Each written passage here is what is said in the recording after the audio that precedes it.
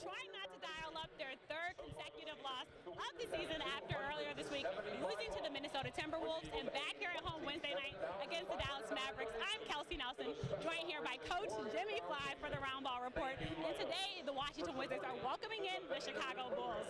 Now, Jimmy, of course, the Chicago Bulls are also playing for that AFC playoff spot in the Eastern Conference, but the Wizards, of course, are battling with Boston, trying to get that second place seed. So what do the Wizards need to do tonight to hopefully get that win? Well, they're going to need to deal with Jimmy Butler tonight. Dwayne Wade out for the season with a fractured elbow. Butler is their only go-to player. I think if the Wizards play solid team defense, they just have too much offense for the Bulls to take them here at home at the Verizon Center. And let's talk about another important update that we got today. Jason Smith will actually be starting in place for Markieff Morris. Jason Smith is starting with this new lineup, of course, with the starters. What does he need to do tonight to really fit in with the starters and help the Wizards get that win? He needs to do just that, fit in, hustle, make the scrap plays. Wall, Bill, Otto Porter will do the heavy lifting. He just needs to fill in the blanks. All right, well, we're hoping the Washington Wizards can do that heavy lifting to get the win tonight. Stay tuned for more. John, it's hard to say this because he's had so many good games and good halves, and that first half was it was almost flawless. The defensive effort, and Rondo's obviously a prober, and he can handle the ball and manipulate screen and rolls, but John was there, and 12 assists, and I don't even know if I know he scored the 3 at the very end of the quarter, but only a few guys in the league that can dominate a game with passing only, and he's one of them, and that's a good asset to have. I'm happy to coach him, but I thought he was remarkable throughout the game. 20 assists. It doesn't surprise me, no.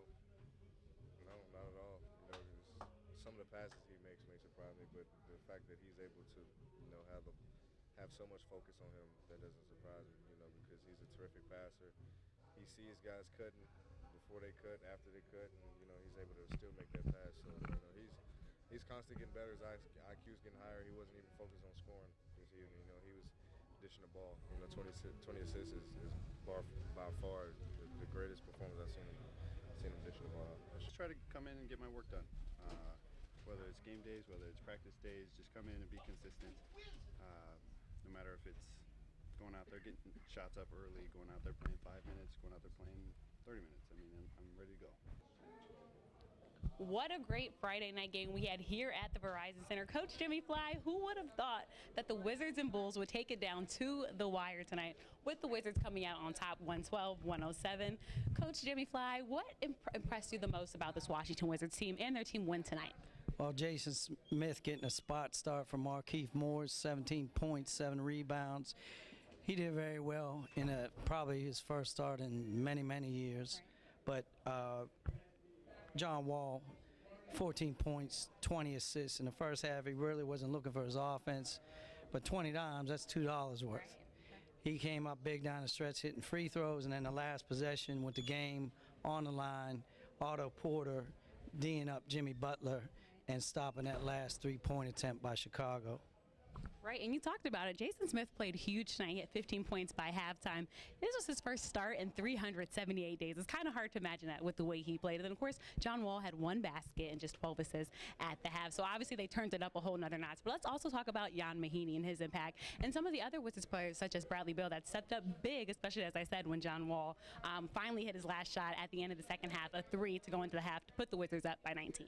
Well, Beal carried him offensively early, 24 points on the game. But the bench scoring, the Wizards 35 points from their bench players tonight. They held it down. When the starters came back in at the 6-minute mark, the Wizards still had a 4-point lead, and then Wall, Bill, and company able to close this game out at home to get their 42nd win of the season. So a big win for the Washington Wizards tonight, being led by John Wall, Jason Smith, and of course Bradley Beal. But stay tuned. We hope the Washington Wizards get another round, get another big win. For the Roundball Report, I'm Kelsey Nelson, joined by Coach Jimmy Fly. Now back to the studios.